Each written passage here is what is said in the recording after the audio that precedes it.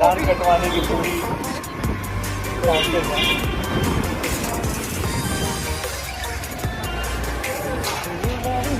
बोलेंगे हम तो नहीं बोलता है।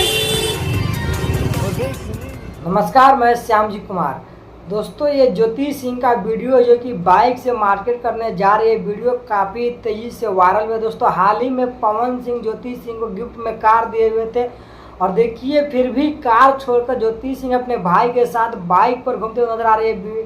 और देखिए कि अभी जितने भी पवन सिंह के मैटर थे सारे मैटर सॉर्ट हो चुका है, फिर भी पवन सिंह की पत्नी ज्योति सिंह अपने मायके में ही रह रही है। दोस्तों, ये अपने आप में बहुत ही बड़ी खबर है और अभी तक आप लोगों ने चैनल पर सब्सक्राइब कर लीजिए। और मैं आप लोगों को बता दूं कि पवन सिंह बहुत ही जल्द अब अपने पत्नी ज्योति सिंह को अपने घर लेकर जाने वाला है। वो भी डेट फिक्स हो चुका है, जहां दोस्तों यही अप्रैल 14 तारीख को ज्योति सिंह जाने वाली है अपने घर, पवन सिंह के साथ रहने लगेगी।